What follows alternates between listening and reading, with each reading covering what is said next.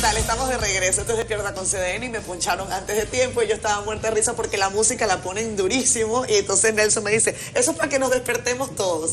Y qué bueno que ustedes siguen allí con nosotros porque a esta hora, 8:19 minutos de la mañana, tengo el placer de presentar a Vida Gaviria. Ella es una coach familiar, es una especialista en conducta, sobre todo en crianza. Estoy muy honrada de que esté con nosotros en este espacio. Vida, gracias por estar aquí. Gracias a ustedes. Gracias por abrir esta conversación tan necesaria. Vida, esta semana, arrancamos con la buena noticia para los que consideramos que la crianza ha cambiado para bien desde el punto de vista de los nuevos conceptos y de cómo manejamos psicología efectiva con los niños, con la buena noticia de que se suprimió de la propuesta de Código Penal un artículo, el artículo 123, en donde se despenalizaba específicamente lo que se ha llamado disciplina bien aplicada. Unos términos que, en palabras más, palabras menos, significaba que quizás alguien que golpeara a su hijo con la lógica de que lo estaba disciplinando positivamente, no necesariamente iba a ser sujeto de prisión o de alguna pena. Cuéntanos sobre cuál fue tu preocupación en el momento en que ese debate se dio y por qué es bueno, según tu perspectiva, o no, que se haya sacado el articulado. Cualquier marco legal que permita que cualquier cuidador de alguna manera agreda, violente, atente contra los derechos de la infancia, simplemente nos lleva a un retroceso histórico en el cual un país a estas alturas de la historia no debería estar sumido. Cuando el debate se levantó, cuando surgió la posibilidad, me preocupó muchísimo primero que se aprobara y luego darnos cuenta nosotros de que estos legisladores que hemos elegido probablemente no teníamos nosotros como electores clara la agenda que se iba a proponer a lo largo del mandato. Y creo que esta es una tarea que queda pendiente para próximas elecciones en las que nosotros seamos los contralores de esa propuesta, para que esto no nos tome por sorpresa, porque definitivamente es fundamental el tema que tiene que ver con protección o desprotección de la infancia. Afortunadamente no procedió, afortunadamente se levantaron voces de organizaciones internacionales, la primera dama también se pronunció, porque entiendo que el mundo en general está caminando hacia la protección de la salud mental. Y la ciencia demuestra que los malos tratos atentan contra la salud mental. Entonces el hecho de que se haya suprimido nos devuelve como al hilo que llevaba el concierto de los países alrededor del mundo. Creo que es una buena noticia, creo que nos hace reflexionar sobre el rumbo que deberíamos continuar. Vida, déjame meterme en la otra orilla porque de seguro es amplia la legión de televidentes que simpatiza por algún tipo de disciplina a los niños. No necesariamente el palo de guayaba o de bambú. Entonces, ¿qué tipo de disciplina se recomienda desde la visión de una experta? Qué buena pregunta, porque muchas veces nos pasa que nos quedamos como desprovistos y decimos, bueno, si no puedo hacer esto, ni esto, ni esto, ¿qué me queda? Y la disciplina es necesaria. A ver, lo que necesitamos es revisar el concepto de disciplina. Muchas veces nosotros traemos este término como del inglés y hacemos la traducción. To discipline tiene que ver, o lo entendemos, con corregir. Y a veces esa corrección incluye o permite la coerción, la amenaza, los golpes. Pero cuando yo entiendo que la disciplina es repetir tantas veces una acción hasta que se vuelva un hábito, todos vamos a estar de acuerdo en que nuestros hijos necesitan disciplina. A ver, nuestros hijos necesitan bañarse, cepillarse los dientes, tender su cama, tener listos los útiles del colegio. Y eso no es algo con lo que nacemos, eso se convierte en un hábito porque hubo detrás una disciplina. Entonces, si lo entendemos así, la disciplina es necesaria para un buen funcionamiento. El cómo es lo que está en discusión. Si yo te pego, te amenazo, te castigo, te asusto para que te cepilles los dientes, muy probablemente tú lo vas a terminar haciendo por temor y no porque comprendiste que esto era un hábito útil para ti. Entonces, la disciplina es necesaria. Lo que estamos debatiendo y lo que sigo multiplicando y enseñando es que puede haber una disciplina exitosa sin el uso de la violencia de ningún tipo. Este tema ha despertado un debate, sobre todo en las redes sociales, y hay el hecho de que se esté manejando en el Código Penal, que quizás tuvo algo eso de positivo, que la gente comenzó a expresar sus opiniones sobre un tema que se queda mucho en la familia, que es algo quizás de la intimidad del hogar, pero ahí uno descubre las opiniones que tiene la gente y parece como mayoritario, o por lo menos muy significativo. Como decía Nelson, es muy amplia la cantidad de personas que sí está de acuerdo con dar una pela y que lo utiliza, que es parte de su... ¿Qué podemos hacer frente a ese argumento recurrente? La gente que dice, a mí me dieron pela y estoy bien. O sea, yo no, ni le guardo rencor a mis padres, no me traumaticé, todo me ha salido bien. O sea, ¿qué hacemos frente a ese argumento? Me encantaría tener muchísimo tiempo para darles muchas respuestas, pero yo creo que la más contundente es, vámonos a las evidencias científicas. Se hizo un estudio longitudinal con una muestra muy significativa de la población, llevado a cabo por Kaiser Permanente, y este estudio arrojó lo que hoy en día conocemos como experiencias adversas en la infancia. Lo pueden buscar en internet, experiencias adversas en la infancia. Se usaron 10 variables en las que estaban presenciar abuso físico entre los padres, abandono por alguno de los padres luego del divorcio, estar involucrado en familias con enfermedades. 10 variables que dejaron al fuera algunas.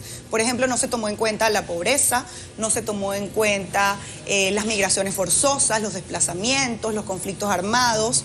Y estas 10 variables nos dicen algo que debería prender una alarma en todos los que estamos criando. Este estudio dice que cualquier niño que ha sido expuesto a entornos maltratantes, y aquí quiero luego hacer un inciso porque muchas personas dicen, pero una nalgada no es maltrato, pero un correazo suavecito no es maltrato. Vamos a preguntarle a ese niño si es buen trato o es maltrato. Todo niño expuesto a estos entornos maltratantes en la infancia desarrolló a lo largo del tiempo más probabilidades de enfermedades mentales, conductas adictivas, enfermedades físicas, muerte temprana. Lo dice la ciencia. Vayan a Google, experiencias adversas en la infancia. De hecho, hay una puntuación en la que tú sales de allí diciendo, tengo 3, tengo 10, tengo más probabilidades de que no me salga muy bien la vida. Estas personas que dicen, a mí me dieron y yo estoy bien, yo las entiendo, porque es muy doloroso aceptar que quien más tenía que cuidarte te desprotegió y hasta te violentó. Y eso no quiere decir que ese cuidador sea malo, quiere decir que ese cuidador probablemente venía de la misma experiencia y que a lo mejor no hizo el cambio para la próxima generación. ¿Qué le decimos a esta gran mayoría que todavía justifica los golpes porque no conoce otra herramienta? Edúquense, infórmense. No van a perder autoridad, porque en el fondo es el mayor temor. Es que si yo no les grito, si yo no les pego, me van a coger de mojiganga y entonces ya no me van a respetar y me van a coger a mí de amiguita o amiguito. Hay maneras efectivas, comprobadas, de criar exitosamente, y cuando hablo de exitosamente es tener como resultado un ser humano funcional, que se maneje dentro de los códigos de respeto, sin usar la violencia. Y así, retomando el paréntesis, una nalgada suavecita, un correazo preventivo, es maltrato. Porque hay dos opciones, buenos tratos o malos tratos. Buen trato no es. ¿Qué nos queda entonces? Pregúntenle a sus hijos, ¿cómo te sientes tú cuando mamá saca la correa? ¿Cómo te sientes tú cuando sientes que papá está transformando la cara y sabes que ya viene el golpe? Atemorizado. Cualquiera que nos esté viendo, que haya tenido que esconderse, correr, arreglarse rápido porque sabe que tiene que evitar el golpe, sabe que su memoria es de temor. Y nosotros no vinimos a la vida para sentirnos atemorizados de las personas que eligieron que nosotros estuviéramos en la vida. Qué bueno que dices que hay alternativas, Vida, porque bajo nuestro concepto hasta cultural está establecido este código en el que de una manera u otra existe ese mecanismo coercitivo de haces esto, te doy esto, ese mecanismo de si no haces esto, esto es lo que ocurre. Y tú hablas en tus libros y recientemente también mucho a través de las plataformas digitales sobre lo que son los límites y sobre lo que es la paciencia.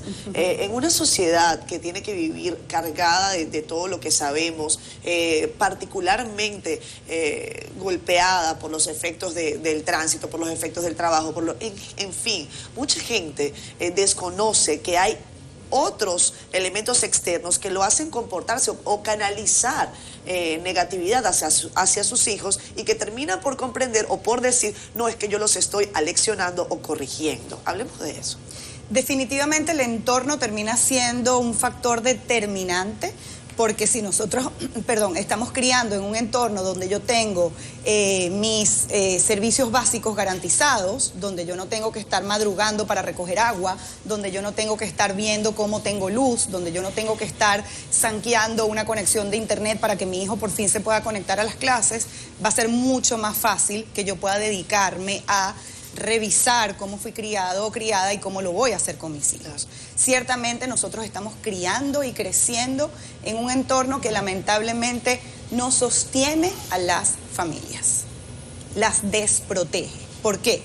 Si nosotros vemos a las 7 de la mañana una calle muy transitada, muy probablemente veamos una mamá intentando cruzar la calle, poniendo en riesgo su vida para cruzar la calle con su niño pequeño que va a la escuela.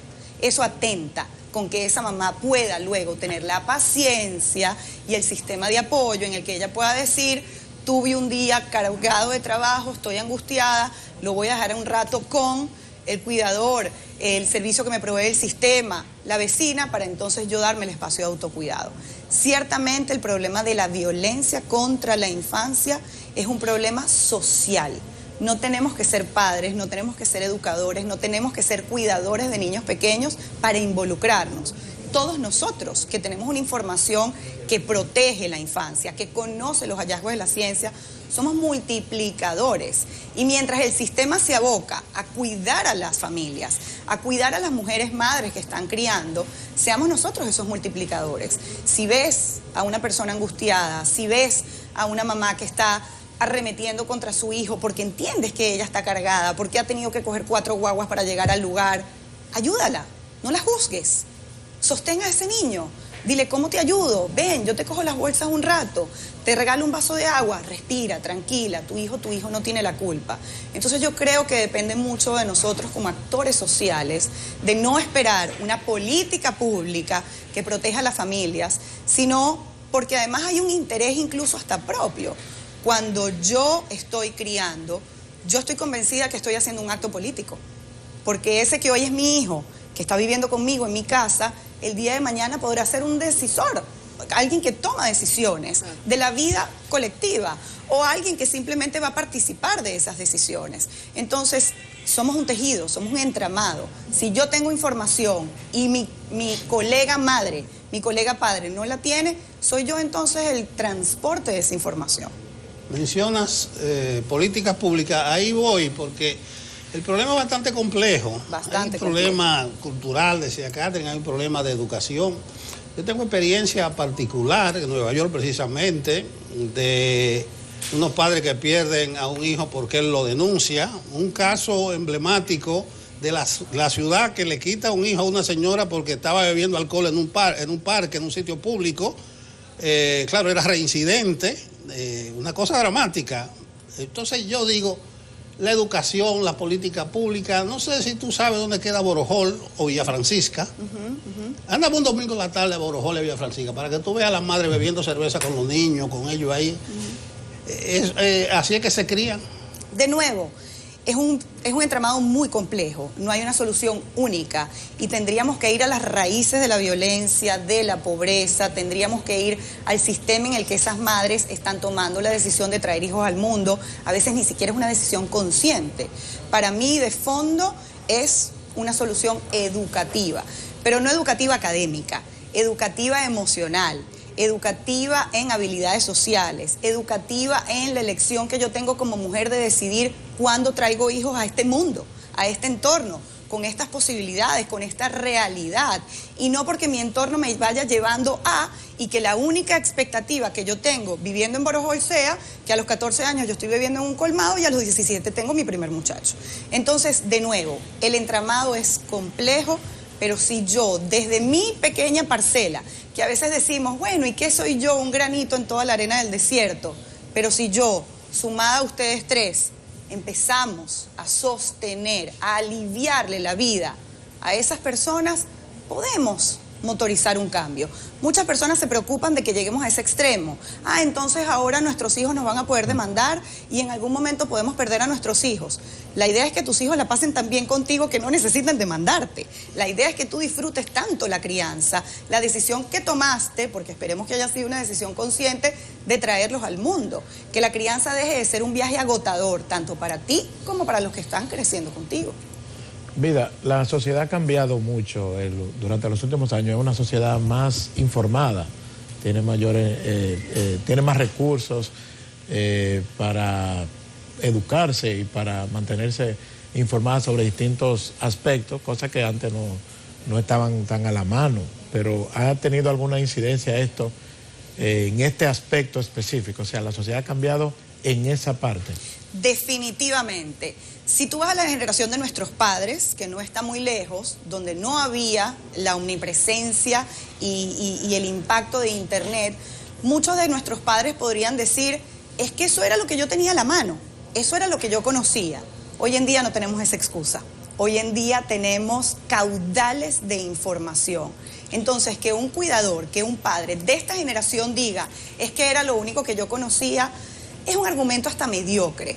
Somos una sociedad hiperinformada en la que podemos agobiarnos a veces, porque este caudal de información puede ser demasiado y hay personas que pueden decir, ¿a quién le creo? ¿A Vida que me dice que no le pegue a los niños? ¿O al terapeuta o al especialista, al profesional que me dice que una nalgada de vez en cuando no va a hacer nada?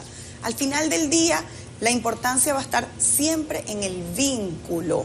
Recuerda, tienes entre manos el trabajo más delicado de tu vida, la salud mental de esas personas que están creciendo junto a ti.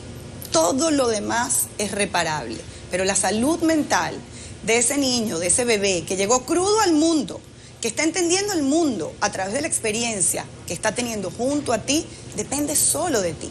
Probablemente alguien nos está escuchando, nos está viendo y dice, caramba, y se lleva las manos a la cabeza, han pasado 7 años y yo he dado golpes, o han pasado 13 y mi hijo ya no quiere hablarme. Siempre estamos a tiempo, siempre estamos a tiempo.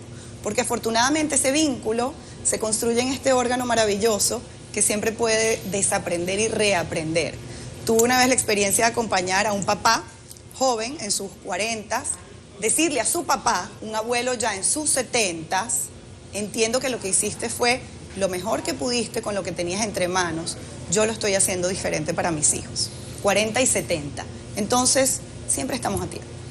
Vida, antes de despedirte, porque se nos acaba el tiempo, me gustaría aprovechar tu visita para que le enviemos un mensaje. Yo sé que cada caso es muy específico, pero quizás enviarle un mensaje a la madre, al padre que está en este momento en sintonía y que después nos va a ver también por redes sociales. Antes de golpear, antes de jalar la oreja, antes de todos esos elementos que consideramos un correazo a tiempo, ese segundo antes, ¿hay algo que hacer? ¿Hay alguna recomendación que tú puedas darnos según tu experiencia? Por supuesto. Cada vez que nosotros sentimos que ese volcán va a hacer erupción contra nuestros hijos, porque generalmente no es contra la pareja, no es contra la familia, sino es contra los más vulnerables, hay unos segundos en que nosotros podemos activar ese freno que evite esa erupción. Y yo lo llamo micropausa. Si tú ves que vas a arremeter contra tus hijos, o como dicen muchas personas, que me sacan de quicio, que tocan mis botones, date unos segundos, respira y piensa. Esto que yo voy a hacer va a atemorizar a mis hijos, no va a hacer que me hagan caso por comprensión, sino por temor, y busca ayuda. La crianza es agobiante, es demandante, es muy larga, en ella caben todos los estados de ánimo. Una vez que somos padres no podemos ser expadres, ni por un segundo de la vida. Así que date el permiso de pedir ayuda. De repente decirle que tienes al lado, míramelo un segundo, que necesito ir a echarme agua en la cara. Y esa micropausa va a devolver la película, va a evitar que tu volcán haga erupción y que tú arremetas contra lo más vulnerable que tienes y lo más delicado, que es ese hijo o esa hija que estás criando. Qué agradecidos estamos, Vida, de que hayas venido en esta mañana. Es valiosa, de verdad, tu exposición.